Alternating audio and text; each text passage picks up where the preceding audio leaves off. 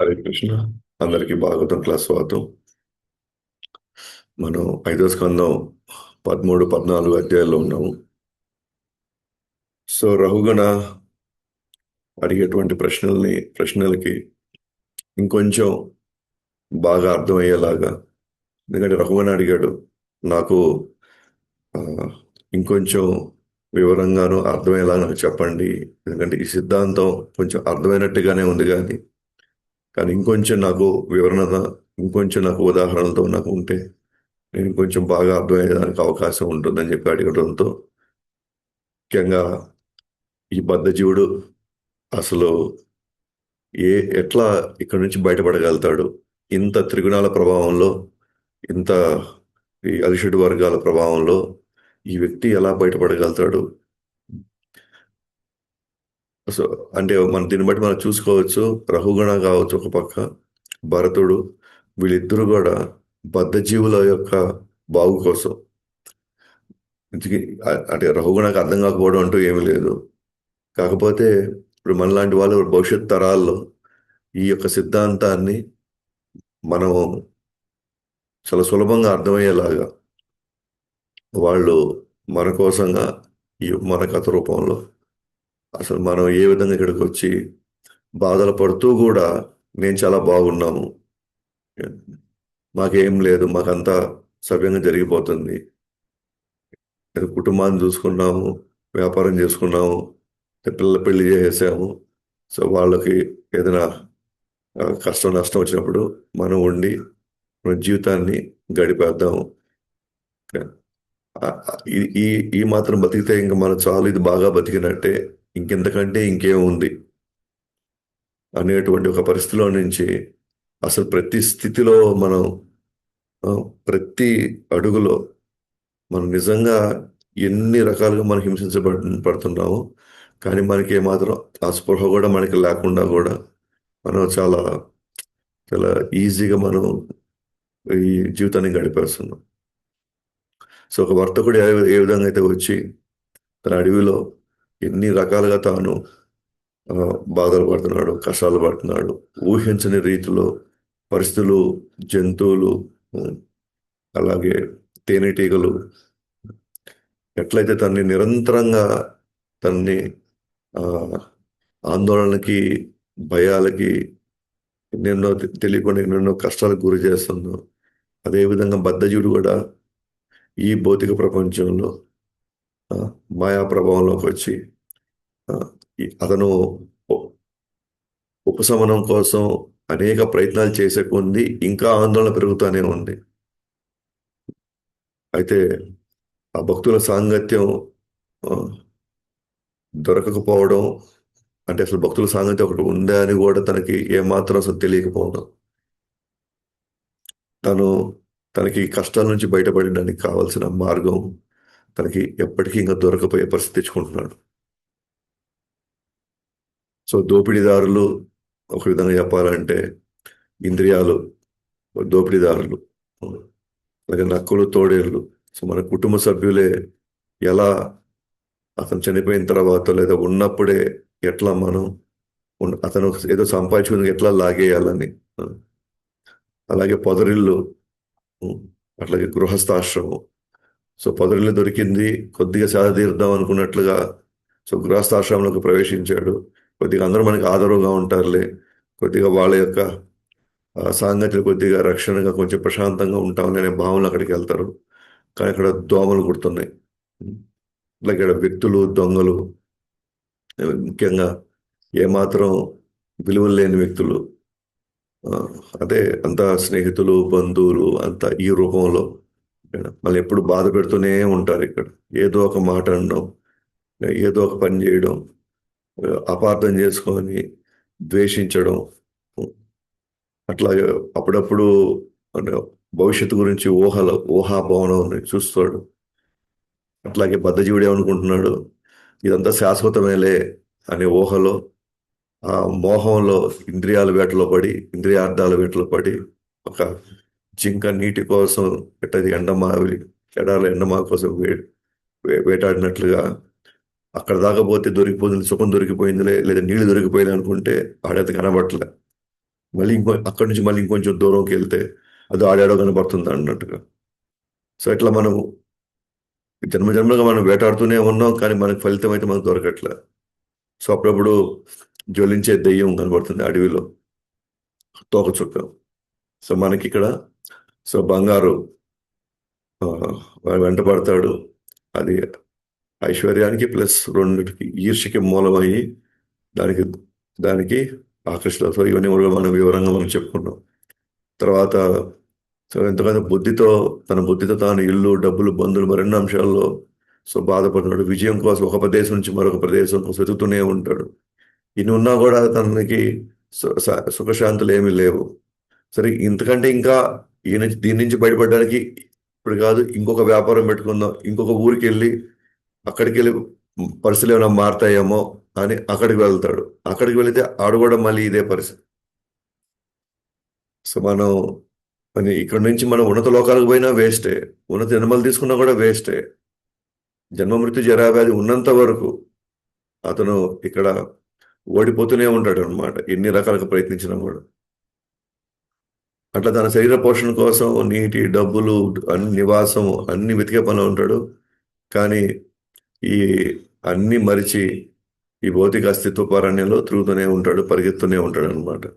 అప్పుడప్పుడు కళ్ళలో దుమ్ము, ధూళితో ఇబ్బంది పడు, ఎటువైపు వెళ్తున్నాడో కూడా తెలియకుండా, ఆ, ఎక్కడికి వెళ్ళాలో కూడా తెలియకుండా అతను అతను చాలా గందరగోళానికి గురవుతున్నప్పుడు అదే విధంగానే ఒక ఆడదాని యొక్క అందానికి, కామానికి కళ్ళు మూసుకొని పోయిన వాడు అన్ని నియమాలను ఉల్లంఘిస్తాడు. అండ్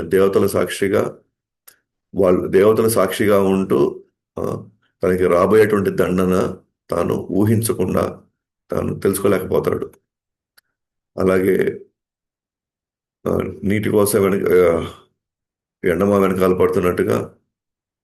ఇంతకుముందు జింక గురించి చెప్పాడు. ఇప్పుడు నార్మల్గా ఇప్పుడు మనిషి ఇంద్రతృప్తి కోసం, అక్కడేమో ఇంద్రియార్థాల వేట, అక్కడేమో ఇంద్రతృప్తి కోసం.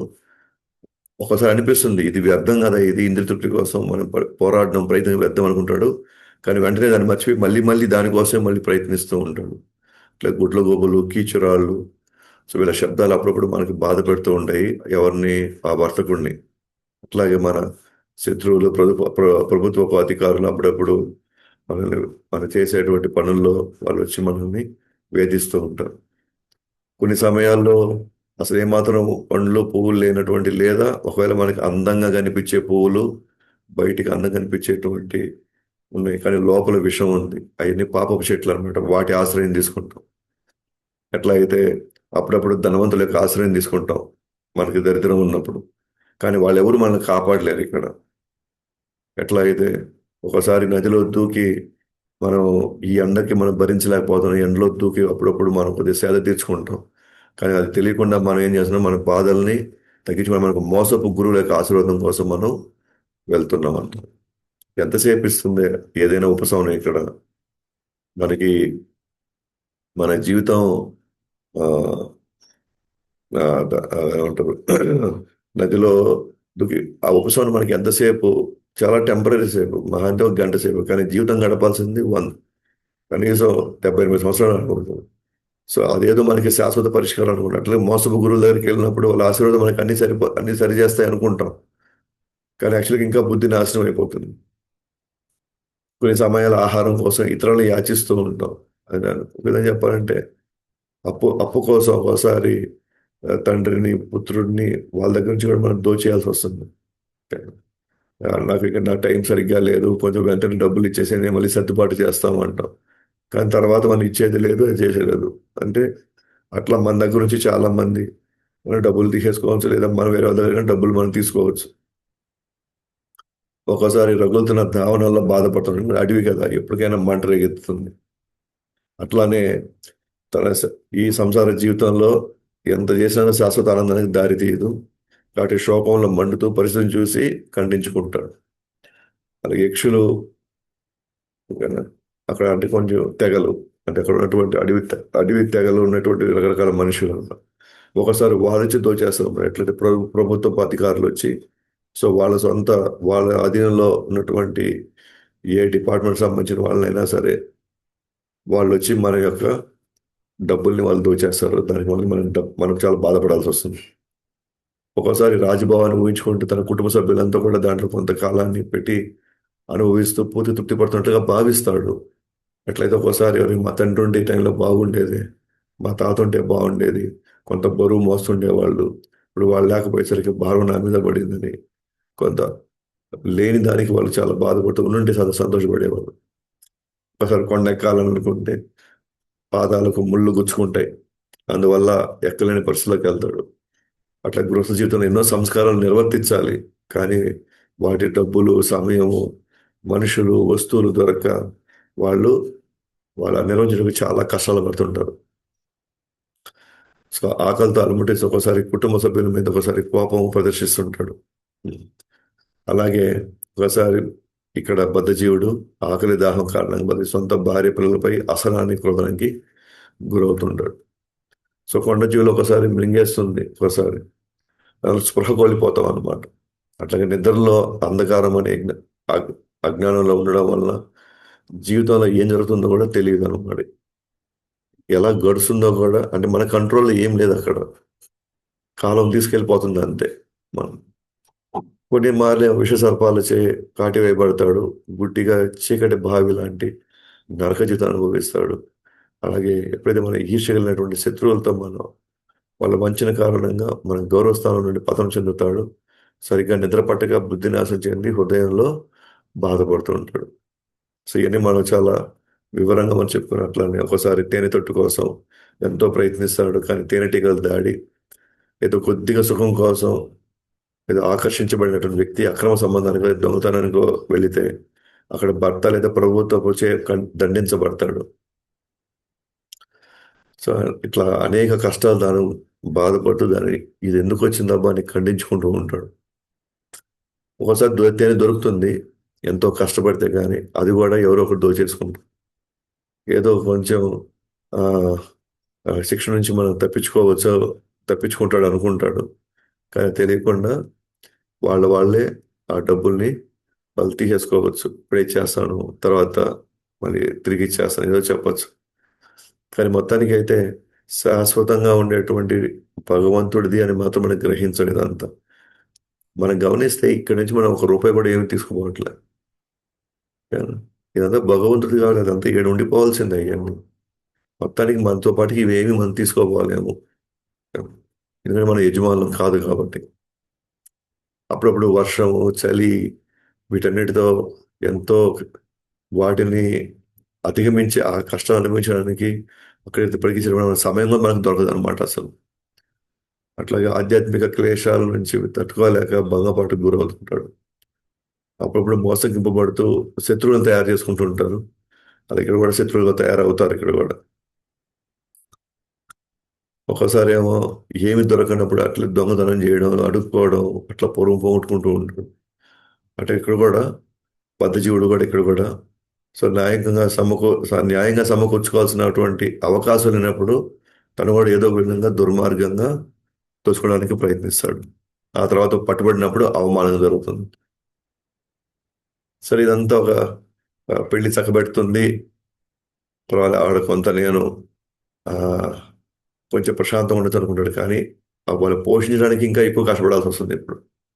ఇట్లా అనేక సార్లు అనారోగ్యం రావచ్చు, సంపద కొరత రావచ్చు, ఎన్నో సందర్భాల్లో మరణ పరిస్థితులు తాను ఎదుర్కొంటాడు. అట్లాగే పెళ్లి చేసుకుంటారు, కానీ వాళ్ళ స్వభావాలు సరిగ్గా ఇది అవ్వకుండా అనేసరికి వాళ్ళు విడాకులు తీసుకోవాలని ప్రయత్నిస్తారు.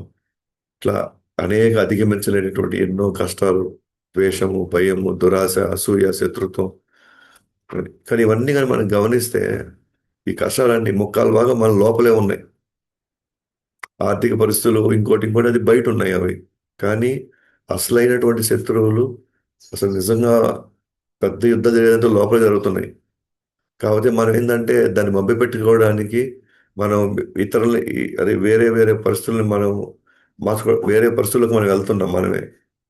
కష్టాలు ఉన్నాయి, సినిమాకి వెళ్తున్నాం, ఇంకోటి ఉంది, అక్కడికి వెళ్ళి ఆ, అక్కడ సారాయి తాగడం, మర్చిపోవడానికి.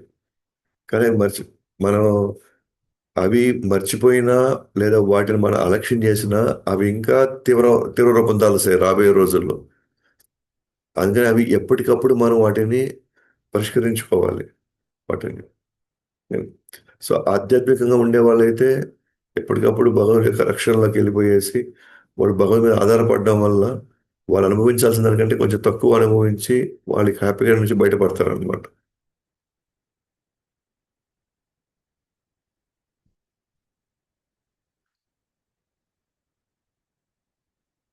సో ఒకవేళ తన వర్తక సమయం అయిపోయింది,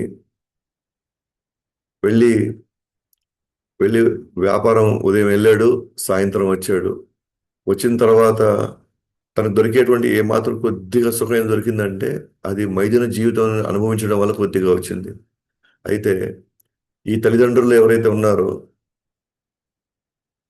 ఇప్పుడు దాకా ఫ్యామిలీ మీద అటాచ్మెంట్స్ ఏవైతే ఉన్నాయో, తల్లిదండ్రులు, భార్య, బంధువులు, స్నేహితులు, ఇప్పుడు తల్లిదండ్రులు కాలక్రమంలో మరణించిన తర్వాత వాళ్ళకి అప్పుడైనా ఎదగాలి కదా.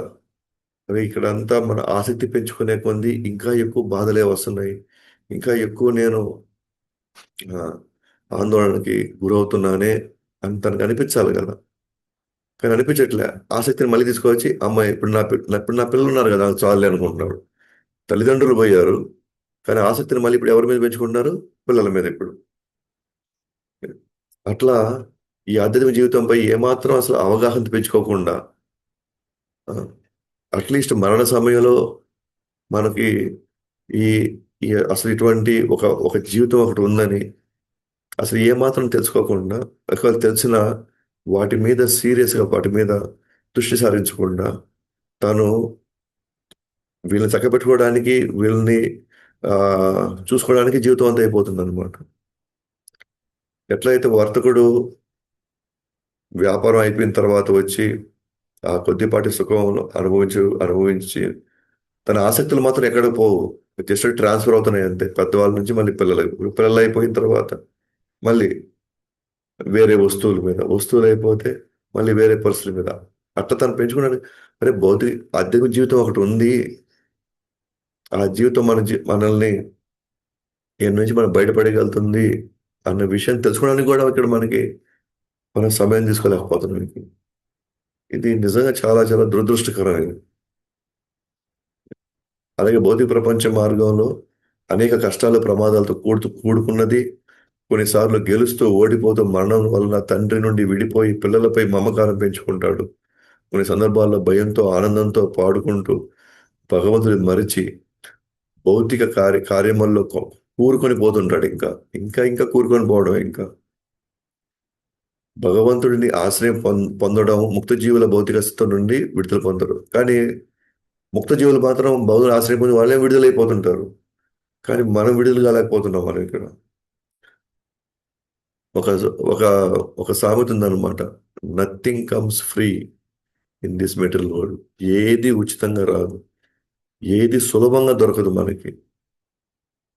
అలాగే ఏది కూడా ఇదేదో ఆటోమేటిక్గా వచ్చేసినట్టు కూడా ఏం లేదు. నేనేం కోరుకోలేదు కానీ వచ్చేసాను కాదు. గత జన్మల్లో మనం దానికోసం కష్టపడ్డాము, భగవంతుడు ఈ జన్మలో దాన్ని నిర్వర్తిస్తున్నాడు. అంటే భౌతిక ప్రపంచంలో ప్రతిదీ పోరాటమే అన్నమాట. ఆ పోరాటంతో వచ్చేటువంటి వాటిని ఆ, ఆ, ఎంతో పోరాడాము, బట్ వచ్చింది మాత్రం సంతోషం మాత్రం చాలా తక్కువ. అంటే కష్టపడిన దానికి తగిన విధంగా సంతోషం వస్తే పర్వాలేదు, కానీ దొరికిన ఆ కొద్దిపాటి సంతోషమే చాలా చాలా ఆనందంగా అతను ఫీల్ అవుతున్నాడు. సో అందువల్ల తను ఇంకా కూరుకోబోతున్నాడు కాబట్టి ఇక్కడ నుంచి బయటపడడానికి అవకాశం లేకుండా పోయింది. ఆ కూరుకోబోతున్నాడు అనే విషయమే తెలియదు అసలు.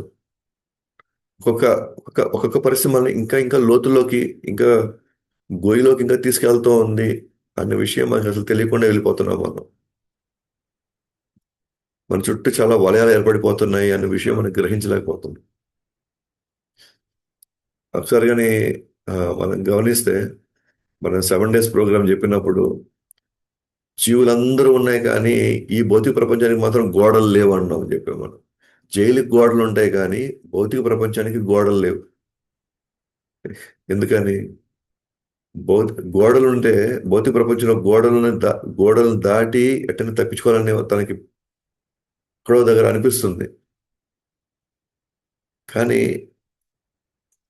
జైల్లో కానీ ఈ భౌతిక ప్రపంచం ఎలాంటిదంటే ఆ కష్టాల్లో కూడా వాళ్ళు సుఖం వెతుకునే మెంటాలిటీలో వెళ్ళారు వాళ్ళు.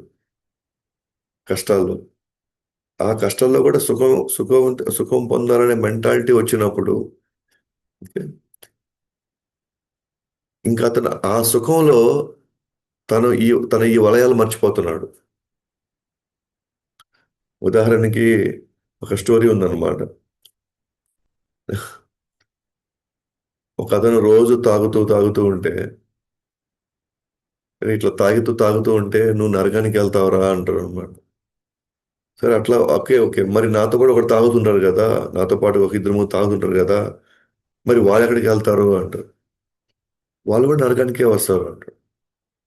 అట్లయితే ఈ ఇది అమ్మేవాడు ఉన్నాడు కదా ఒకడు, అమ్మేవాడు అతను అమ్ముతూ ఉన్నాడు కదా, మరి వాడు అమ్మితే కదా మేము తాగుతున్నాము, మరి అమ్మేవాడి పరిస్థితి ఏంది అంటారు. అమ్మేవాడు కూడా నరకానికి వెళ్తాడు అంటారు.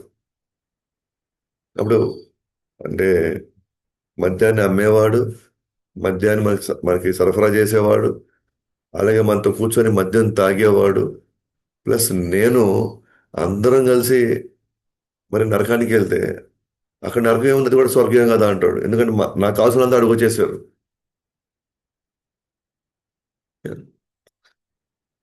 అంటే వాళ్ళ నా నా నా వాళ్ళు నాతో పాటు వచ్చేస్తే మరి నాకంతా సంతోషమే కదా అన్నాడు. కానీ ఎలాంటి దుర్భర పరిస్థితిలో ఉన్నాడు అన్న విషయం మనకు తెలియకుండా వీళ్ళుంటే చాలు, వీళ్ళుంటే నాకు ఇంకేం కావాలి, ఇంతకంటే ఇంకేముంది. సో అట్లాంటి ఒక మైండ్ సెట్లో మనం ఉన్నప్పుడు, లేదా అలాంటి ఒక ప్రభావంలో మనం ఉన్నప్పుడు, మనం నరకంలో కూడా మనం బాధపడుతున్న విషయం కూడా మనకు తెలియకుండా పోతుంది అని అంటే అది నిజంగా ఎంత మహామాయం అనేది మనం గుర్తుపెట్టుకోవాలి మనం. అట్లాగే ఎంతోమంది నాయకులు శత్రువులని రాజ్యం జయించారు, కానీ వాళ్ళకి ఆధ్యాత్మిక మార్గం మాత్రం నడలేకపోతున్నారు. కొంతమంది ప్రాణాలు కూడా సమర్పించారు, కానీ ఆధ్యాత్మికం దొరకట్లే. ఆ, ఇక్కడ కూడా అంతే, గొప్ప గొప్ప రాజులు ఎన్నెన్నో రాజ్యాలని ఎన్నో యుద్ధాలను చేశారు, ఎన్నో మంచి మంచి కార్యాలు కూడా చేశారు వాళ్ళు. కానీ భక్తితో సేవకు మాత్రం వాళ్ళు ఆకర్షితులు కాలేకపోయారు. నేను నాది అనే భావంలో మానవ ఉద్దేశాన్ని మర్చిపోయారు. అలాగే పక్షుల యొక్క కిలకల రావాళ్ళు వినాలనే కోరికతో తీగల సహాయంతో సహాయం తీసుకుంటాడు. అట్లాగే ఎన్నెన్నో బాధలు పడుతూ ఎన్నెన్నో జీవితాన్ని తను లాక్కుంటూ లాక్కుంటూ అక్కడ ఆ, ఇబ్బంది పడుతున్నప్పుడు సో భార్య కౌగిలి లేదా పిల్లల మాటలో మనకి కొంచెం ఉపశమనం ఇచ్చినట్టుగా ఉంటుంది. వాళ్ళ సహాయం తీసుకుంటాడు. దాని ముగ్ధుడై దానికి బందీ అయిపోయేసి అలా జీవితాన్ని కొనసాగుతుంటాడు. అని చివరికి ఈరోజు అడవిలో సింహం యొక్క గాండ్రింపుకు భయపడి కొంగలు, గ్రద్దలు మరియు రాబందులతో స్నేహం చేస్తాడు. ఎందుకంటే పవర్ఫుల్ పర్సన్స్ ఉన్నప్పుడు వీక్ వాళ్ళ ఉండాలందరూ ఒకటి అయిపోతారు అనమాట. ఎందుకంటే వాళ్ళు ఎదుర్కోలేడు, అట్లాంటి సింగిల్గా ఉండి మరణాన్ని చూసుకోలేడు. అప్పుడు ఏం చేస్తాడు, తన చుట్టూ ఉన్న వాళ్ళలో ఎంతో కొంత తను సహాయం చేయగలిగే పరిస్థితిలో ఉన్నారేమో వెతికి వాళ్ళ యొక్క ఆశ్రయంలోకి వెళ్తుంటాడు. అట్లనే అడవిలో ఇది జరుగుతుంది, సింహానికి మించి ఇంకేం లేదు. కానీ అక్కడ ఏం చేయాలా, సింహాన్ని కూడా ఆ కంట్రోల్లో పెట్టి అతని ఆశ్రయం తీసుకుంటే లేదా అతనితో స్నేహం చేస్తే దీనికి పరిష్కారం దొరుకుతుంది. కానీ కొంగలు, గ్రద్దలు, రాబందులతో స్నేహం చేసి ఏం ప్రయోజనం, దానివల్ల ఏం లాభం మనకి, దానివల్ల మన భయాలు ఏం పోవు, దానివల్ల మన పరిస్థితులు ఏం మెరుగుపడవు అసలు. అలాగే మరణం వస్తుందనే భయంతో భగవంతుడి ఆశ్రయం తీసుకోకుండా అతన్ని కాపాడినటువంటి తన కుటుంబ సభ్యులు అంటే మనుషులు తయారు చేసినటువంటి దేవుళ్ళని ఆశ్రయిస్తాడు. అంటే మనుషులు తయారు చేసిన దేవుళ్ళు అంటే ఎవరు, రాజకీయ నాయకులనా లేకపోతే ఎంతో గొప్ప గొప్ప ఆ, సొసైటీని పెంచి సొసైటీలో శక్తివంతమైనటువంటి వాళ్ళు వీళ్ళంతా కూడా నా వెనకాల ఉన్నారు కాబట్టి నాకు నాకు ఎటువంటి బాధను కలిగించరేమో అని తాను ఊహించుకుంటున్నాడు. వీళ్ళు ఆశ్రయం తీసుకుంటాడు. ఏం ప్రయోజనం? ఒకరోజు వచ్చి సింహం తినాల్సింది, ఒకరోజు మరణం వచ్చి వాళ్ళని అక్కడి నుంచి లాగాల్సింది. దేవుడిని కూడా ఆశ్రయిస్తున్నారు, దేవుడు కూడా ఏం చేయలేదు. కృష్ణుడు కానీ తలుచుకున్నాడు అనుకోండి, వీడిని చంపాలి అనుకోండి, ఎవరు కాపాడలేరు. ఉదాహరణకి ఆ రావణాసుడిని రాముడిని చంపుతున్నాడు, శివుడు అని వచ్చి కాపాడుతున్నాడా? లేదా హిరణ్యకశిపుడు ఆ, చూ మన నరసింహస్వామిని చంపుతున్నాడు, బ్రహ్మ అని వచ్చి కాపాడుతున్నాడా? అంటే దేవతలు కూడా ఏం చేయలేరు అక్కడ. కానీ యాక్చువల్గా ఆశ్రయం ఎవరిని తీసుకోవాలా? లైక్ ఫర్ ఎగ్జాంపుల్ పషిత్ మహారాజ్ ఎవరు ఆశ్రయం తీసుకున్నాడు? ఆయనేం పోయి వైద్యుల సహాయము, మంత్రగాళ్ళ సహాయము, లేకపోతే కనీసం చుట్టూ దేవతలు కూడా అక్కడికి వచ్చి వింటున్నారు భాగవతాన్ని, వాళ్ళ సహాయం కూడా తీసుకోవట్లేదు. లేదా సుఖదేవ్ గోస్వామి వాళ్ళ సహాయం తీసుకోమని కాదు కదా. అసలు దేవతలు అసలు ఏ విధంగా కూడా ఈ యొక్క స్థితిని వాళ్ళు మెరుగుపరచలేరు అని చెప్పేసి డైరెక్ట్గా దేవదేవుడు సరెండర్ అవ్వమాట. ధ్రువ మహారాజు వాళ్ళ తల్లి ఆమె ఏం చేశారు? కనీసం బ్రహ్మను కూడా ఆశ్రయించమని చెప్పాల. మీ మీ మీ ముత్తాతేను బ్రహ్మ, ఆ బ్రహ్మే ఈ స్వయంభూమను కావచ్చు, ఇంకోరు కావచ్చు, ఇంకో అందరికీ ఆశ్రయించింది నేనే. కనీసం అటు డైరెక్ట్ చేయాలి అసలు వెళ్ళి. బ్రహ్మ ఈ జగత్తుకి మూలమైన, ఈ జగత్ అంటే ఈ భౌతిక జగత్తులో చాలా శక్తివంతమైన వాడు, అతని దగ్గరికి వెళ్ళి చెప్పలా. ఆ బ్రహ్మను కూడా తయారు చేసిన వ్యక్తి ఆయనవి నువ్వు గలవు అంటున్నాడు. మరణం వస్తుంది అని అంటే మన హాస్పిటల్ చుట్టూ తిరగటం వల్ల ఏం ప్రయోజనం? లేకపోతే వాళ్ళు వాళ్ళు ఏదో చేసే సర్జరీలు, లేకపోతే వాళ్ళు ఇచ్చేటువంటి మందులు కొంత ఉపశమనం ఇవ్వచ్చు, కానీ మరణం చేతి తప్పించలేదు కదా. మనం దేవతలకు కాదు, ఎవ్వరు చేసినా కూడా మరణం మరణం వస్తుంది అంటే అది భగవానుడి ఆశ్రయం తీసుకోవాలి. జస్ట్ లైక్ పషిత్ మహారాజు మరణం వచ్చిందని తెలుసుకున్నాడు, భగవానుడి ఆశ్రయం తీసుకున్నాడు. దానికి సుఖదేవ్ గోస్వామి భగ భగవంతుడి అడిగి పంపించాడు. చేసినటువంటి తను చేసినటువంటి సాధనకి, తను ఎట్లయినా సరే ధర్మాన్ని కాపాడి తను తీసుకున్న రిస్క్కి భగవంతుడు అతనికి తగిన విధంగా జ్ఞానం ఇప్పించి, ఆ పాము వచ్చి కాటేసిన కూడా తనకి, ఆ పాము వచ్చి కాటేసి లోపల తనని కాపాడేశాడు. ఒకవేళ కాటేసినా కూడా తను పూర్తిగా కృష్ణ చైతన్యంలో నిమగ్నమై ఉన్నాడు కాబట్టి తనకి మీద ఎటువంటి ప్రభావం ఉండుండేది కాదేమో. మొత్తానికి భగవంతుడు మాత్రమే రక్షించగలుగుతాడు.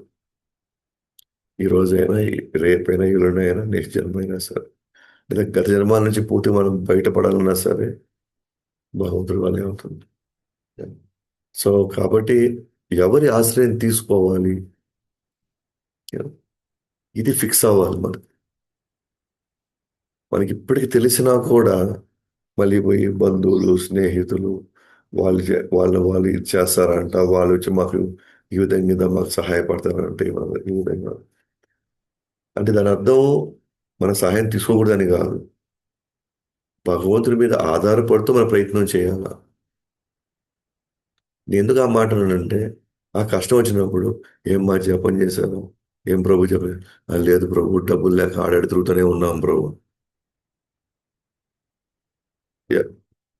ఒక్కొక్కసారి వచ్చే ఎమర్జెన్సీస్కి ఒకసారి మనకి మనం వాళ్ళ కోసం మనం అరే ఎవరిస్తారో, ఎవరిని పోయి దగ్గర పోయి యాచిస్తే ఎవరు మనకి అప్పటికప్పుడు మనం ఈ కష్టం నుంచి బయటపడేస్తారో అని డెఫినెట్గా ఆందోళన వస్తుంది. కానీ జపం ఎవరు వదిలేయమన్నారు? భాగవతం వినడం ఎవరు వదిలేయమంటున్నారు? లేకపోతే సేవ ఎవరు వదులుకోమంటున్నారు?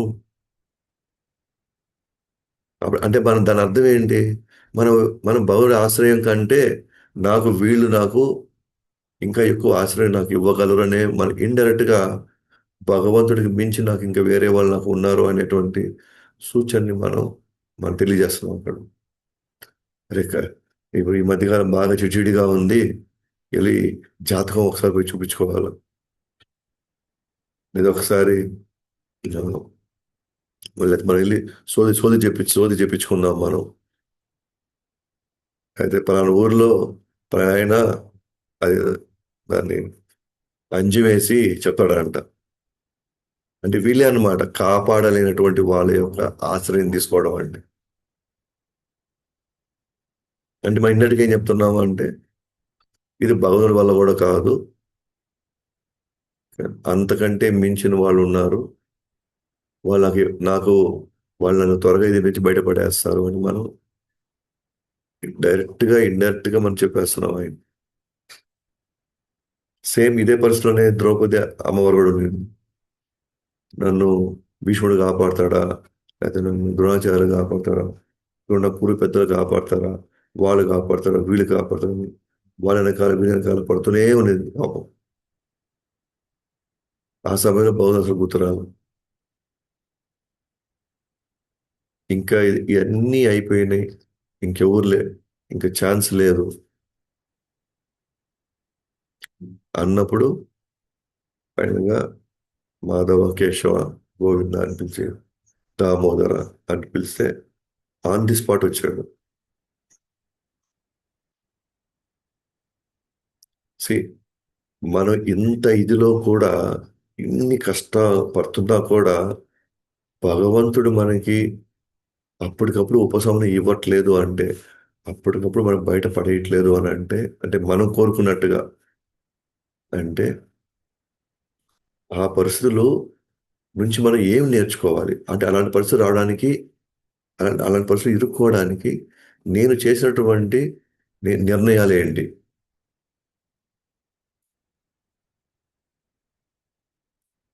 అది మనకు ఓకే, ఇంక మీద మనం ఇలాంటి నిర్ణయాలు తీసుకోకూడదు, ఇంక మీద మనం వీళ్ళ మీద మనం ఈ చూసారా, ఈ పరిస్థితిలో చూసారా, నాకు నిజమైనటువంటి ఫ్రెండ్స్ ఎవరు, నిజమైనటువంటి శత్రువులు ఎవరు నాకు తెలుస్తుంది. లేదా ఆ పరిస్థితులు రాకుండా ఉండాలంటే నేనేం మారాలి. సో వీటికి ఇవి నేర్పించడానికే, మనలో అది రావడానికే భగవంతుడు వీటిని పంపిస్తున్నాడు. కానీ మనం ఏం చేస్తున్నామంటే అక్కడ నేర్చుకోవాల్సిన పాఠాలు ఒకసారి మనం విశ్లేషించుకొని, మనం అక్కడ ఏది గ్రహించాలా, ఎటువంటి అవగాహనలోకి వచ్చి మనం ఏది మెరుగుపరుచుకోవాలనే విషయాన్ని పక్కన పెట్టి నన్ను ఈ పరిస్థితి నుంచి ఎవడు బయటపడేస్తానండి, ఇంకెవరినో ఆశ్రయిస్తున్నాం మనం. అల్టిమేట్ గా భగవంతుడు ఏంటంటే మన పాఠం నేర్చుకున్నామని తెలిసిన వెంటనే మనం భగవద్గీత ఎప్పుడైతే మనం వెళ్ళి మనం వినయించుకుంటున్నామో వెంటనే మనకి ఆశ్రయం వచ్చేస్తుంది.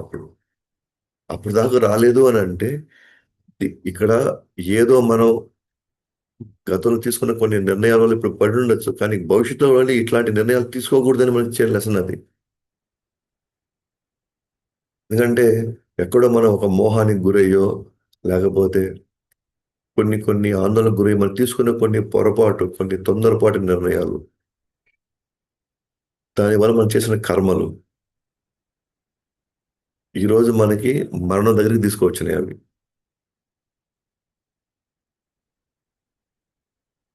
భగవంతుడు నా పక్కన ఉన్నాడు, నా హృదయంలో ఉన్నాడు, నా ఘోషతను చూడట్లేదా, చూస్తున్నాడు. కానీ మనం రైట్ ఆశ్రయం కూడా తీసుకోవాలి కదా. ఎలాగైతే అర్జునుడు రైట్ ఆశ్రయం తీసుకున్నాడు కృష్ణుడిది, వెంటనే సరెండర్ అయిపోయాడు అంతే. రెండు క్వశ్చన్లు వేశాడు, దానికి కృష్ణుడు చెప్పిన సమాధానం అర్థమైపోయింది.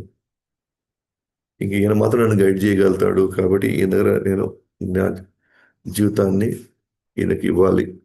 ద సెన్స్ ఆయన ఏం చెప్తే నేను వినాలి అని. కార్పణ్య దోషోపహత స్వభావ అని నాలో ఉన్నటువంటి నా హృదయం ఇప్పుడున్న పరిస్థితుల్లో దోషాలతో నిండి ఉంది కాబట్టి మన స్వభావము పర ఇంకా పూర్తి స్థాయిలో ఇంకా మాయా ప్రభావానికి గురైంది కాబట్టి నేను డెసిషన్ తీసే పరిస్థితులు నేను లేను ఇప్పుడు.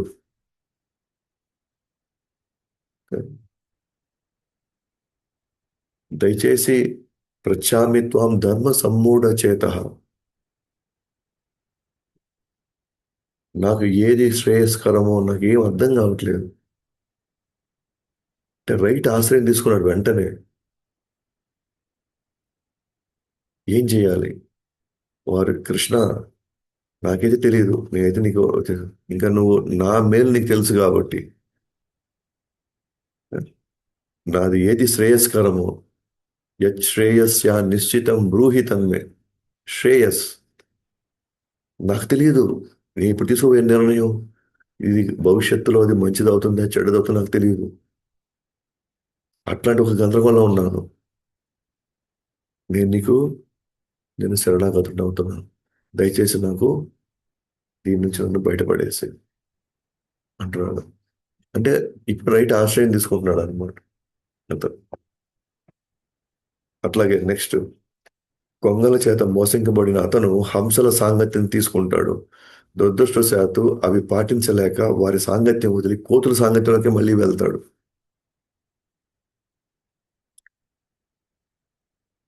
మంచిదే, ఒక్కోసారి మన పరిస్థితులు చాలా తారుమారైపోతుంటాయి. అప్పుడు మనకి వెంటనే అరే, మన సాంగత్యం మనల్ని దెబ్బతి కొట్టింది, ఇట్లాంటి వాళ్ళ సాంగత్యంలో నేను ఎప్పుడు కూడా సుఖంగా లేను, ఇట్లాంటి వ్యక్తులు నన్ను నిజంగా నేనున్న పరిస్థితికి నన్ను ఇంకా ఇంకా నన్ను దారుణ పరిస్థితులు తీసుకెళ్ళిపోతున్నారు వీళ్ళు అని ఒకసారి మనం గ్రహిస్తాం మనం. ఓన్లే ఇప్పటికైనా సరే కొంతమంది మంచి వాళ్ళతో చేరదాము అని అనుకోవచ్చు. ఇట్లయితే కింద ఒకసారి దొంగ స్వాములు, యోగులు, అవతారాలు, దొంగ అవతారాలు దగ్గర మోసపోయినటువంటి అతను ఒకసారి బ్రాహ్మణ సాంగత్యంలోకి వెళ్తాడు. ఇక్కడ హంసల సాంగత్యంలోకి వెళ్తున్నాడు, ఇక్కడేమో బ్రాహ్మణ సాంగత్యంలోకి వెళ్తున్నాడు. అంటే భక్తుల సాంగత్యంలోకి వస్తున్నారు. బయట ప్రపంచంలో అంటే మోసాలు, అవమానాలు ఇవన్నీ గురయ్యి, ఇది ఒకసారి ఇంట్లోనే మనకి అపరిస్థితి వచ్చినప్పుడు, మనకి ఎటు పోవాలో తెలియనప్పుడు, ఏం చేయాలో తెలియనప్పుడు, ఎవరికి చెప్పుకోవాలో మనకు తెలియనప్పుడు ఒక్కోసారి ఇక్కడికి వస్తాం. ఇక్కడికి భక్తుల సాంగత్యంలోకి వస్తాం. భక్తుల సాంగత్యం వచ్చిన తర్వాత భక్తుల సాంగత్యంలో ఓకే, వాళ్ళు చెప్పేటువంటి విషయాల్లో పాటించేటువంటి స్థితిలో లేనప్పుడు, ఒక రోజు ఉదయం లేయాలి, కొన్ని మాలు జపం చేయాలా, కొంత సేవ చేసుకోవాలా, భగవత భాగవత వినాలంటే గత స్వభావం ఉంది కదా, వాళ్ళ సాంగత్యం ఆ స్వభావం పోలేదు కదా. ఇప్పుడు ఈ నియమాలు పాటించడానికి కష్టమైపోతుంది. మన వల్ల కావట్లేదు. ఆడిపోతే రోజు ఉదయాన్నే ఊళ్ళేస్తారు అక్కడ పోయి. అదేనంటే 16 మాలు చేయమంటారు. ఎందుకు చేయాలి అసలు ఎంత? అదొక పనికి మాలిన పని అది. మరి వాళ్ళు చెప్పినవన్నీ బట్టలు ఉతకాలా, లేకపోతే ఆడ పోయి సామాన్లు అడగాల, అదేదో మా ఇంట్లో నేను చేసుకోలేను నేను. మా వాళ్ళకి నేను చేసుకోను నేను ఏడుకొచ్చి ఇవన్నీ చేయడం, ఉదయం లేయడం, అసలు నిద్ర టైం ఎక్కడ మాకు అసలు ఇక్కడ. ఎన్నో జన్మలు నిద్రపోయి ఈ పరిస్థితి తెచ్చుకున్నాం మనం. అజ్ఞానంధకారంలో నిద్రపోతూనే ఉంది. అసలు ఏంది జీవితం? నేను ఎవరి యొక్క నేను అంశాన్ని, చివరికి నేను ఎక్కడికి వెళ్ళాలి, నేను ఎక్కడికి వెళ్తే నేను శాశ్వతంగా, అసలు మనకి ఏం తెలియనప్పుడు మనం రకరకాల సాంగత్యంలో ఉన్నాం. కానీ ఇప్పుడు మనకు దొరికింది, రైట్ సాంగత్యం దొరికింది. కానీ పాత స్వభావం మనల్ని, ఆ అలవాట్లు మనం ఏడుకు వచ్చేసరికి ఇవి చూసి మన వల్ల కాదు, మనం చేయలేము అంటున్నాం. కాబట్టి మళ్ళీ వెళ్ళి దుష్టుల సాంగత్యం మనకు బాగుంది, టైంకి సినిమాలకు పోతూ, ఎట్లా పడితే అట్లా ఇక తిరుగుతూ, ఎక్కడ పడితే అక్కడ ఎవరు ఆశ్రయం పడితే ఆ ఆశ్రయం తీసుకుంటూ ఆ ఆ మైథునంలో నిమగ్నమై లక్ష్యం మర్చిపోతాడు. మళ్ళీ తిరిగి వెళ్ళిపోయాడు. అందుకే చాలా మంది "ఆ, మా ఇంట్లో పడట్లేదు, మా ఇంట్లో నన్ను ఎవరు చూసుకోవట్లేదు, అది ఇది అని చెప్తారు అనమాట. ఏడుకి వస్తారు. ఏడుకి వచ్చిన తర్వాత అరే, నేను వాళ్ళు చూడకుండా నేను ఉండలేకపోతున్నానే. అక్కడైతే కష్టం ఉన్నా కూడా రోజు ఉదయం ఒక వెరైటీ, మధ్యాహ్నం ఒక వెరైటీ, రాత్రి ఒక వెరైటీ దొరికేది. అప్పుడప్పుడు చల్లగా ఏసీ అయినా దొరికేది. అప్పుడప్పుడు మనకి మన బంధువులు అట్లా వస్తుంటే ఏదో కొన్ని దొరికింది. కష్టం ఉంది, కానీ అప్పుడప్పుడు ఇవి కూడా ఉన్నాయి కదా, ఏడైతే అసలు ఎవరు రావట్లేదే. ఒక రోజు టైం పోయినప్పుడు మనమే పోవాలా, మనమే పోయి తెచ్చుకోవాలా. ఏది ప్రసాదం కానీ మన దాకా మన టేబుల్ దాకా తీసుకొచ్చి మన ప్లేట్ కడిగి ఎవరు బెటర్ కదా అక్కడ. ఇవన్నీ మన వల్లే ఆడవుతుంది. మనం కూర్చుంటే లేలేము, లేస్తే కూర్చోలేము. వీళ్ళెవరు, వీళ్ళు వచ్చి ఆ, ఇటువంటి పరిస్థితుల్లో నన్ను సహాయం చేయట్లేదే. అది పోనీలే, తిట్టినా కొట్టినా అవమానాలు పడినా కూడా తిరిగి వెళ్ళిపోదాంలే మనం. మళ్ళీ అదే సాంగత్యంలోకి వెళ్తే మరి అట్లా సాంగత్యంలోకి వెళ్ళిన తర్వాత మళ్ళీ మన గమ్యం ఎక్కడ ఉంటుంది? సో మనం ఏమని రావాలి ఇక్కడికి? అరే, గత స్వభావాల వల్ల నేను ఇంట్లో ఇమ్మడలేకపోయాను కాబట్టి పోతే మళ్ళీ నా పరిస్థితి మళ్ళీ అదే ఉంటది కదా. ఇక్కడ నాకు మారే అవకాశం నాకు దొరికింది కదా. నా స్థితిగతులు మార్చుకోవడానికి, నా గత అలవాట్లు మార్చుకోవడానికి నాకు అవకాశం నాకు దొరికింది కదా. కష్టమైనా పర్వాలేదు, కొన్ని దగ్గర మనం తట్టుకోలేకపోయినా కూడా పర్వాలేదు, మనం ఇక్కడే ఉందాము. ఎందుకంటే భగవంతుడు నాకు మాటిస్తున్నాడు కదా, భగవంతుడు నాకు ప్రమాణం చేస్తున్నాడు కదా భగవద్గీతలో. క్షిప్రం భవతి ధర్మాత్మ, ఆ, శాశ్వత్ శాంతిం నిగచ్చతి, కౌంతేయ ప్రతిజానిహ నమే భక్త ప్రణశ్యతి. 9వ శ్లోకంలో కౌంతేయ ప్రతిజానిహ నమే భక్త ప్రణశ్యతి. ఓ కౌంతేయ, నువ్వు నువ్వు గట్టిగా చెప్పు, నువ్వు ప్రమాణం చేయి, నా భక్తుడు నాశనం చెందడు అని.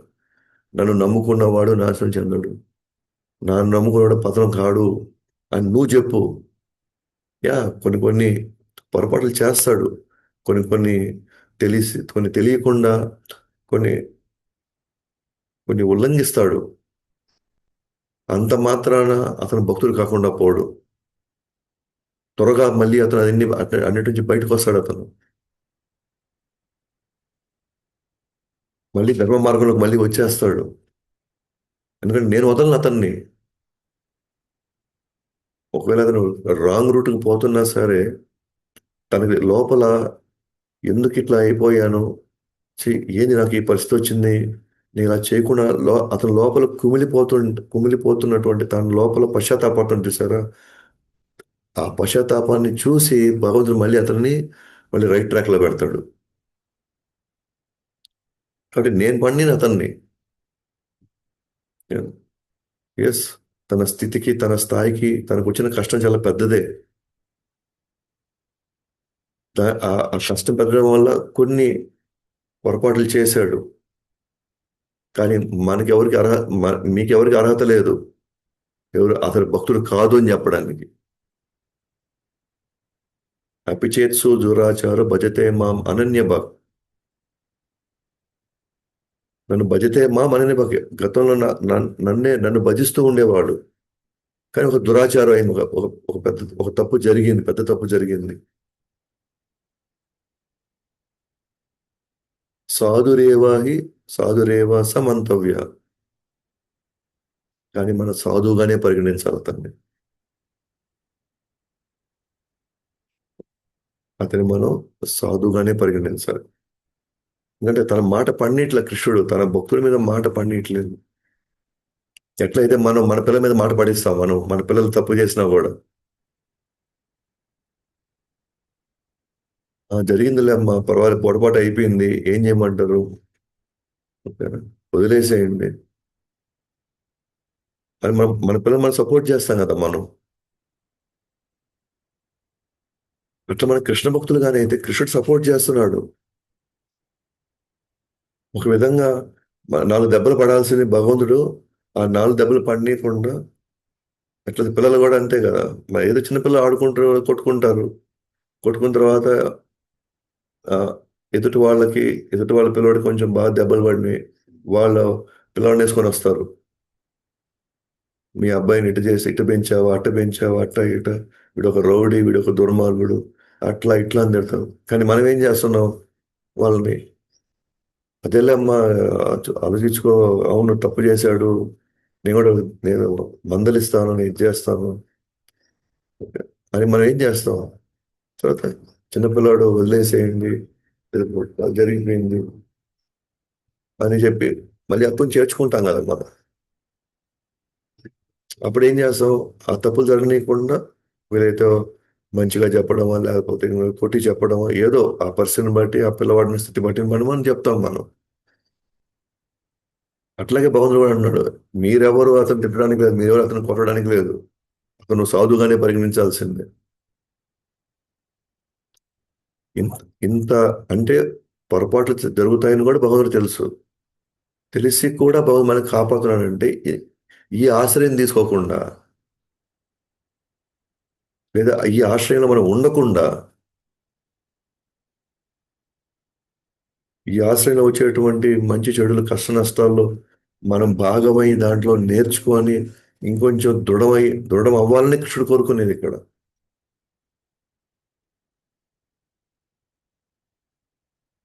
ఉహు, నాకేం అవసరం, నేను ఎందుకు కష్టపడాలి ఇక్కడ, ఎంతకాలం పడతారు, ఇక్కడ ఉండి ఎంతకాలం పడతాం మనం, బాబు మనకు ఎన్నో జన్మలు ఎన్నో పడున్నాం మనం. మనం మనం భరించాల్సింది ఇంకో 10 సంవత్సరాలే, లేదా ఇంకొక 20 సంవత్సరాలు. ఇలా ఎన్నో జన్మలు పడున్నాము. ఓకే, ఇప్పుడు పడుతూనే ఉన్నాం. కానీ ఇప్పుడు భక్తుల సాంగత్యంలో పడుతున్నాం. భక్తుల సాంగత్యంలో పడ్డము అని అంటే మన అలిషడ్ వర్గాల నుంచి మనం విడుదలవుతున్నట్టు. ఎందుకంటే అలాంటి పరిస్థితులు వస్తే కానీ మనం మన అహంకారం గర్వం పోవడం లేదు. మనం మాట చెప్పిన దానికి మనం త్వరగా చేస్తే మనం దీంట్లో ఎందుకు పడతాం మనం? చెప్పిన వెంటనే మన భక్తిలోకి రాగానే మన సూత్రాలు చెప్పారు. ఇక్కడికి రాగానే సూత్రాలు చెప్పింది మనం పాటిస్తే ఓకే. కానీ మనం పాటించలేకపోతున్నాం కదా. మన మాటలతోనూ చేష్టలతోనూ మన పాత అలవాట్ల వల్ల మన ఇతరులను ఇబ్బంది పెడుతున్నాం కదా. కానీ మనకి తెలియదు మనం ఇబ్బంది పెడుతున్నాం అని. కానీ వాళ్ళు ఇబ్బంది పెట్టేది మాత్రం మనకు కనబడుతుంటుంది ఎప్పుడు కూడా. అందుకే ఎప్పుడు మన మీద మనం బ్లేమ్ చేసుకోం. అంతా వాళ్ళే చేస్తున్నారు అంతా. అదే ఈ మధ్య మనం ఎగ్జాంపుల్ చెప్పుకున్నాం కదా, ముళ్ళు వచ్చి గుచ్చుకునింది, మనం ముళ్ళు మీద ఎక్కల అసలు.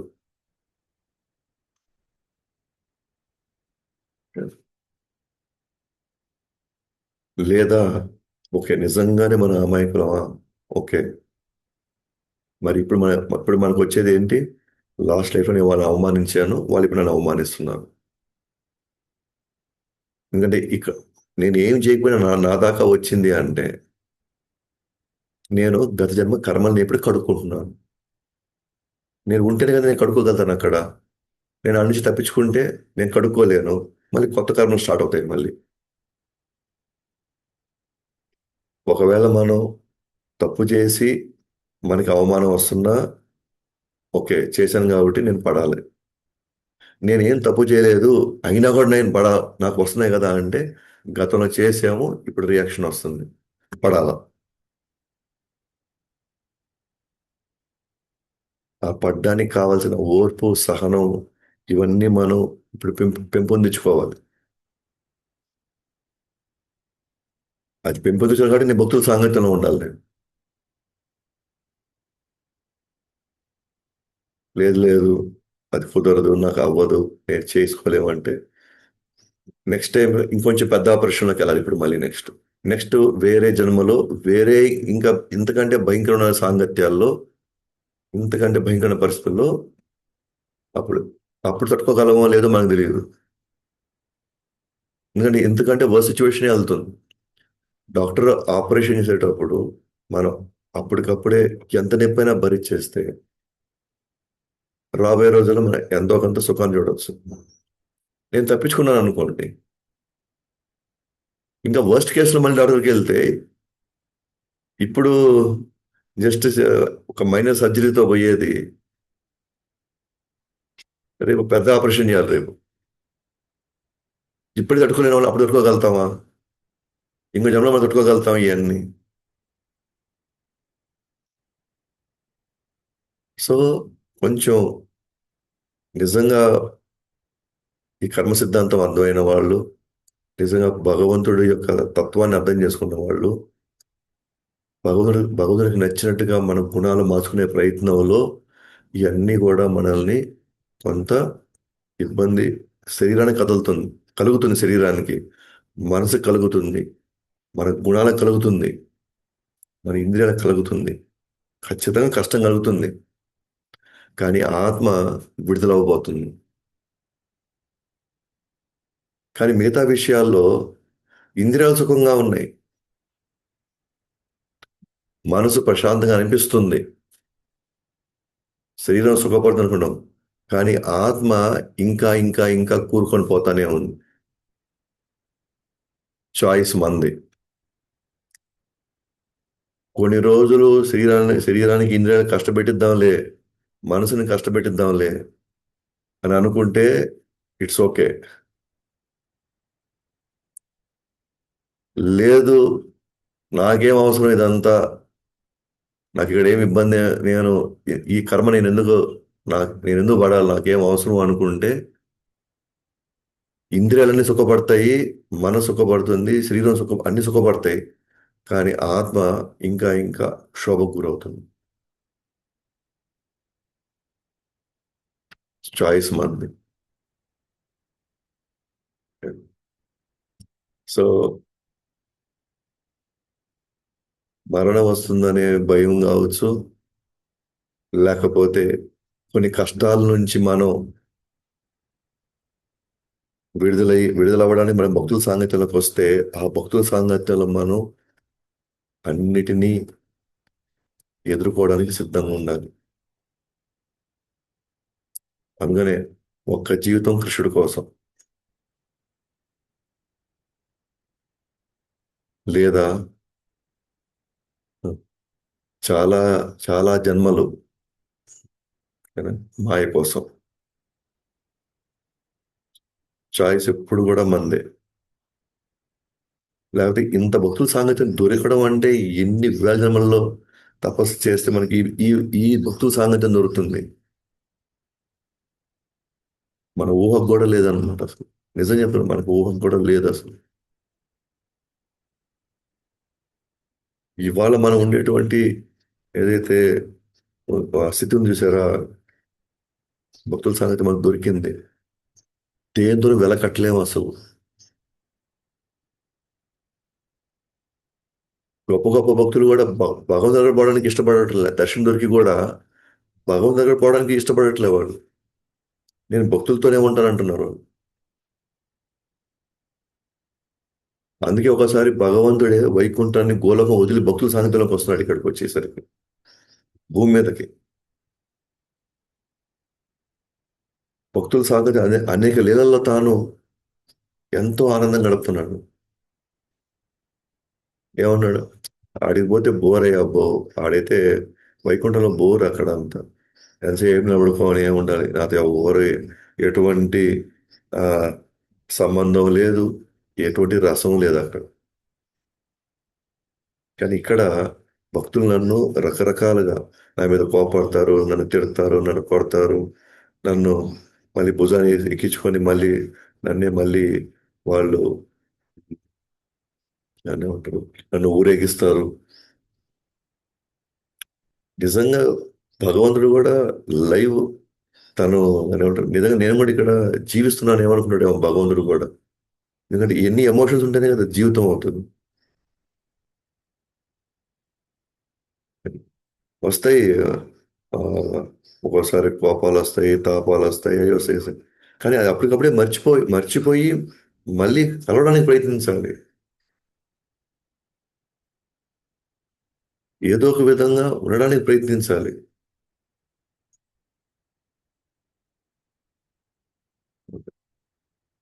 మనకేదో ఇక్కడ కాకపోతే మిగతా దగ్గర అంతా రాజభోగం దొరుకుతున్నట్టు మనందరూ కూడా అనేది పెద్ద మనకి పెద్ద కార్ పెట్టేసి రెడ్ కార్ పెట్టేసి మన కోసమే వాళ్ళు ఏదో బతుకుతున్నట్టు మిగతా మిగతా దగ్గరలా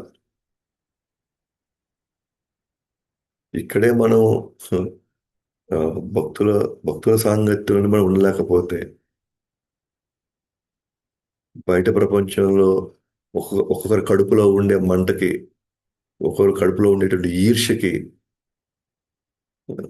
వాళ్ళ కడుపులో ఉండే ద్వేషాలకి ఆ ముఖంలో మాత్రం చాలా చక్కటి చిరునవ్వుతో మనకి అది కావాలి లోపల ఎట్లున్నా పర్వాలేదు బయట మాత్రం చిక్కటి చిరునవ్వుతో మళ్ళీ ఎప్పుడు భజన చేస్తామంటే అది కావాలన్నమాట మనకి ఇక్కడ ఏంటంటే మొహం మీద చెప్పేస్తారు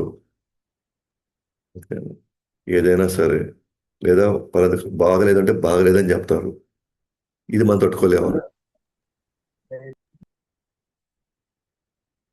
మనలో మనలో ఉండేది మనకు చెప్తున్నారు మనలో ఉండేదే మనకు చెప్తున్నారు కొత్తగా ఏం చెప్పట్లేదు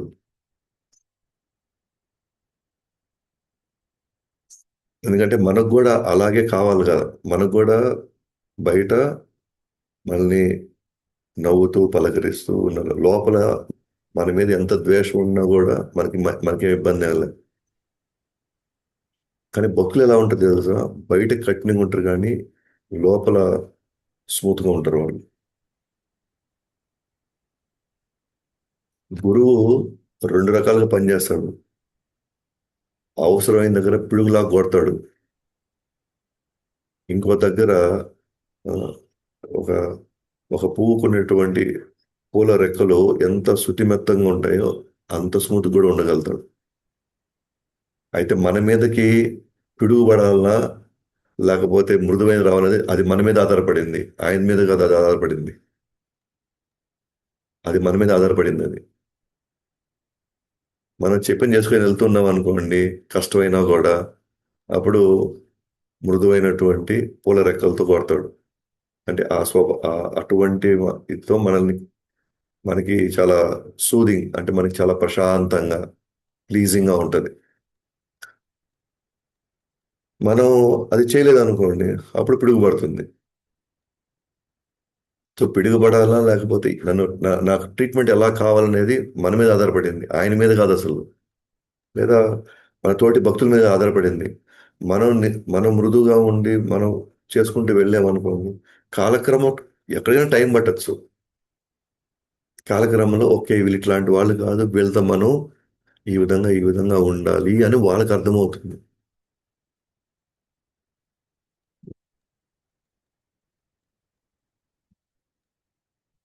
సో అట్లా ఆ దొంగ స్వాములు యోగులు దొంగ అవతారాలు వీళ్ళంతా వీళ్ళ సంగతి ఏడుకొచ్చిన తర్వాత ఈడు కూడా మనం ఇమ్మడలేకపోతుంది ఎందుకంటే ఆ నియమాలు మనం తట్టుకోలేకపోతున్నామే అందుకని ఇప్పటిదాకా ఒక రకంగా మనం సుఖపడ్డాం కదా ఇప్పుడు శరీరానికి సుఖం ఇవ్వట్లే ఇక్కడ శరీరం సుఖానికి ఇవ్వట్లే ఇక్కడ ఆత్మకు సుఖం ఇవ్వడానికి ప్రయత్నిస్తున్నాం ఇక్కడ ఆ ఇదిలో ఒక్కోసారి శరీరం నలిగిపోతుంది ఒకసారి ఇంద్రియాలు నలిగిపోతున్నాయి ఒకసారి అహంకారం నలిగిపోతుంది ఒకసారి గర్వం మీద దెబ్బ పడుతుంది అందుకని తట్టుకోలేకపోతుంది అందువల్ల మళ్ళీ పాత సాంగత్యానికి వెళ్ళిపోవడం మళ్ళీ అదే స్థితికి వెళ్ళిపోవడం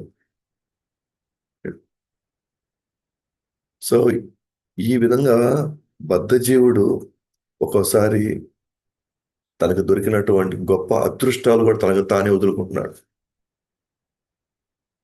ఎన్నో అదృష్టం చేకూర్చే అవకాశాలు తనకు దొరుకుతున్నాయి కానీ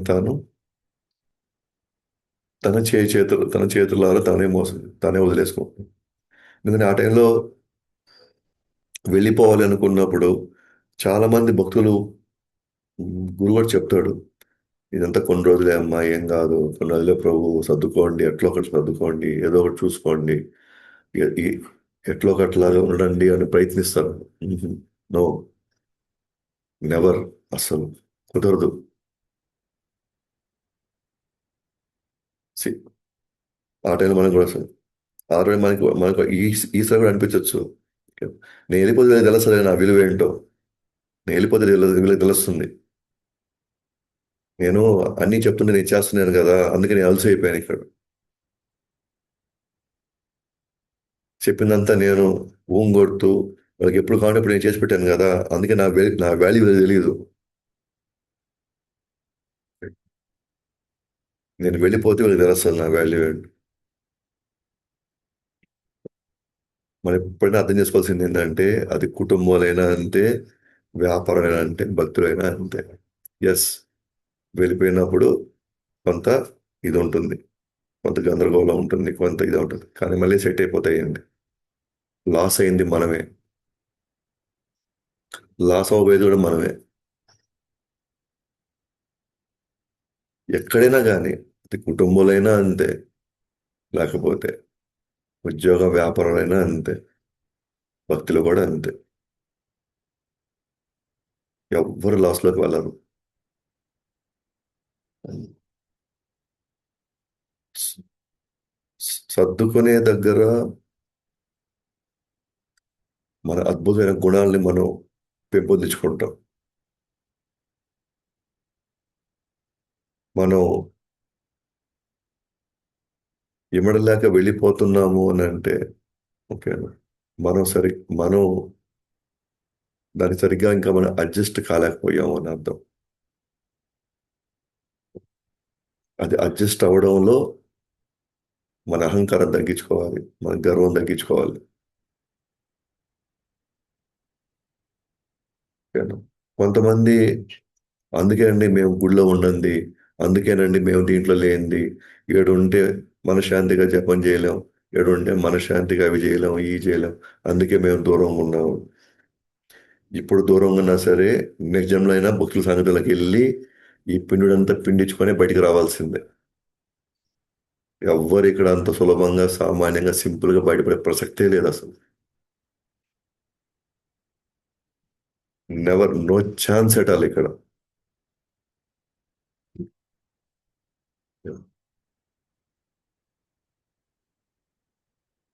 ప్రతి మనలో ఉన్న ప్రతి అణువు మనలో ఉన్న ప్రతి అణువు భగవంతుడు భక్తుడిని అణు అణువు ప్రేమించాలన్నమాట.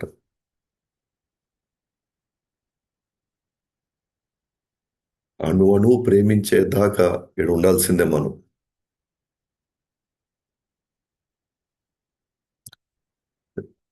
మేము మా ఇంట్లో చేసుకుంటున్నాం, మేము ఒక్కరినే చేసుకుంటున్నాం, నాకు ఇవన్నీ పడకుండా నేను హ్యాపీ, నో ఛాన్సే లేదు. ఎందుకనంటే మరణ సమయంలో మనకి ఇంతకంటే భయంకరమైన పరిస్థితుల్లో మనం కృష్ణ గుర్తుపెట్టుకోవాలి. నేను ఈ పరిస్థితిలో కూడా నేను కృష్ణ గుర్తుపెట్టుకోగలిగితేనే నేను మరణ సమయంలో కృష్ణ గుర్తుపెట్టుకోగలుగుతా. ఎందుకంటే ఇప్పుడు మనం పడే అలజడి, ఇప్పుడు మనం పడే ఆందోళన, ఇప్పుడు పడేటువంటి ఆ ఆ ఇదిని చూసారా, చాలా క్లిష్టమైన పరిస్థితులను చూసారా, ఇంతకంటే వేల రెట్లు మరణ సమయంలో మనం అనుభవిస్తాం. నేను ఈ చిన్న ఈ చిన్న అలజడికే నేను డిస్టర్బ్ అయ్యి నేను కృష్ణుని గుర్తుపెట్టుకోలేకపోతున్నానని మనం అనుకుంటే, రేపు ఇంతకంటే వేల రెట్లలో వచ్చేటువంటి ఇది కృష్ణ పెట్టుకోకపోతే సమస్య లేదు. అంటే నేను డిస్టర్బింగ్ సిచ్యువేషన్స్ లో కూడా నన్ను నిరంతరం అవమానిస్తున్నాను, నిరంతరం కష్టపెడుతున్నాను, నిరంతరం నన్ను ఇబ్బంది పెడుతున్న పరిస్థితిలో కూడా నేను కృష్ణ గుర్తుపెట్టుకునేటువంటి ఆ తెగింపు, ఆ స్థాయి, ఆ దృఢత్వం నేను సంపాదించుకుంటేనే నేను నుంచి బయటపడతా.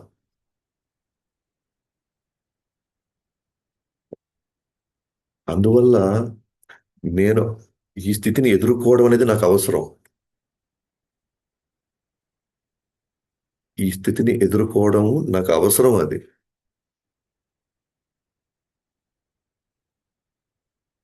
I have to go through. నేను దీనిలోంచి నేను వెళ్ళాల్సిందే బయటికి. దెన్ మరణ సమయంలో వచ్చేటువంటి దాడులు మళ్ళీ ఏమాత్రం డిస్టర్బ్ చేయకుండా మనసు కృష్ణుడి మీదకి వెళ్తుంది.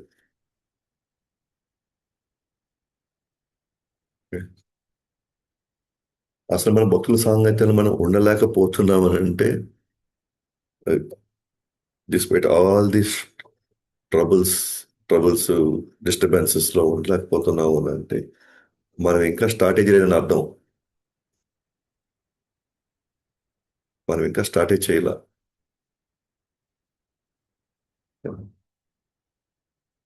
మీరు ఏదైనా చూడండి, ఎస్పెషల్గా పదార్థాలు, తిండి పదార్థాలన్నీ, ఓకేనా, అంటే ఎస్పెషల్ వండుకునేటివన్నీ, అది వేడి మీద పడి ఆ వేడిలో మొత్తం మరిగితేనే రుచి వస్తుంది. లేకపోతే అంతా పచ్చి పచ్చిగానే ఉంటుంది. నేను దాంట్లో ఉప్పు వేసాను, మసాలా వేసాను, అవి వేసాను, బియ్యం వేసాను, బిర్యానీ వండడానికి నేను కూరగాయలు వేసాను, మసాలా వేసాను. అది పోయి మంటలో పడితేనే ఉడకాలి. అది ఉడికితేనే ఈ పచ్చి వాసనతో పోయి అసలైనటువంటి ఫ్లేవర్ వస్తుంది బయటికి. అట్లానే భక్తుల సాంగత్యంలో ఉంటేనే అసలు ఫ్లేవర్ బయటకు వస్తుంది. లేకపోతే అట్లా అదే పచ్చి పచ్చిగానే ఉంటుంది అది. ఓకే. సో ఇంక వేరే దారి లేదు.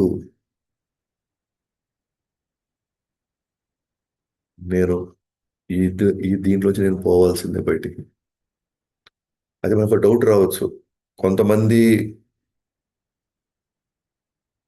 అవధూతల్లాగా అసలు సాంగత్యం, వాళ్ళకి సాంగత్యమే అవసరం లేకుండా, ఫర్ ఎగ్జాంపుల్ మీరాబాయి,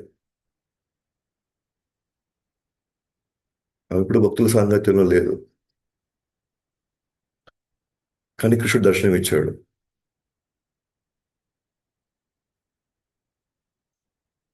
దాన్ని మనం ఎలా అర్థం చేసుకోవాలి? గతంలో భక్తుల సాంగత్యంలో ఆమె నలిగి బయటకు వచ్చింది. బయటకు వచ్చి ఇంకా ఆఖరి స్టెప్పులో ఇంకా కుటుంబంలో ఉన్నటువంటి పరిస్థితులు కూడా ఆమె ఎదుర్కొని దానికి తగినట్టుగా ఆమె మ్యాక్సిమం ఎంతవరకు చేయాలంత చేసి ఆ ఇదిలో కూడా కృష్ణుని మర్చిపోకుండా ఆమె ప్రేమ కృష్ణుడి మీద తప్ప ఇంకా వేరే దాని మీద లేదు కాబట్టి ఎన్ని కష్టాలు పెడుతున్న కుటుంబ సభ్యులు, ఎన్ని రకాలుగా రాచి రంపాన పెడుతున్నా సరే ఆమె నాకు కృష్ణుడే కావాలని అంటే ఆమె సామాజికంగా ఎన్నో అవమానం ఎదుర్కొనింది, ఇంట్లో ఎదుర్కొనింది. ఒక ఆడామె అప్పుడున్న పరిస్థితుల్లో ఎన్ని రకాలుగా ఆమెని అవమానించారంటే, సొంత భర్త ఈ విధంగా, కానీ ఆమె చెక్కు చెదరలేదన్నమాట. అంటే ఈవెన్ ఈ లైఫ్ లో కూడా ఆమెని అన్ని పరిస్థితులు పొంగదీసే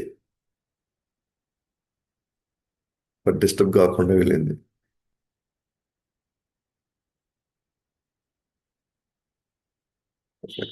లేదా ఇంకొంతమంది అవధూతల పేర్లతో, వాళ్ళు బాబాజీల పేరుతో చాలా ఆనందంగా సింగిల్ గా ఉన్నారు కదా. అంటే గతంలో అయిపోయింది అదంతా, ఆ ట్రీట్మెంట్ అంతా అయిపోయింది కాబట్టి వాళ్ళు ఇప్పుడు భక్తుల సాంగత్యం లేకపోయినా కూడా వాళ్ళు కృష్ణుడితో ఆనందంగా హ్యాపీగా వాళ్ళు నిరంతరం ఆ స్మరణలో ఆ సమాధిలో ఉండగలుగుతారు వాళ్ళు.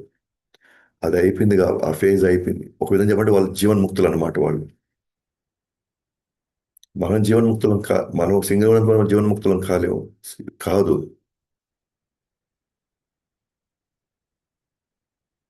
కాబట్టి ఆ, దొరికినటువంటి అవకాశాన్ని చాలా మందికి దొరికింది. అట్లీస్ట్ ఇప్పుడు మనలాంటి వాళ్ళు ఎవరైతే కొనసాగుతున్నారో, ఓకే, మనం ఇంకా తట్టుకొని నిలబడి ఉన్నాం. మనం ఇప్పుడు నిలబడలేని వాళ్ళు ఒక రోజు వెళ్ళిపోయిన వాళ్ళు ఉన్నారు, నెల తర్వాత వెళ్ళిపోయిన వాళ్ళు ఉన్నారు, 2-3 సంవత్సరాల తర్వాత వెళ్ళిపోయిన వాళ్ళు ఉన్నారు. లేదా మనకు తెలియదు ఇప్పుడు. ఇప్పుడు దాకా ఉన్నవాళ్ళు ఇంకో సంవత్సరం తర్వాత ఉంటారో ఉంటారో మనకు తెలియదు. అంటే ఆ స్థాయికి వెళ్ళి తట్టుకోగలరో లేదో మనకు తెలియదు. లేదు ఇంకో 10 సంవత్సరాల తర్వాత అప్పుడు తట్టుకోగలరో లేదో మనకు తెలియదు.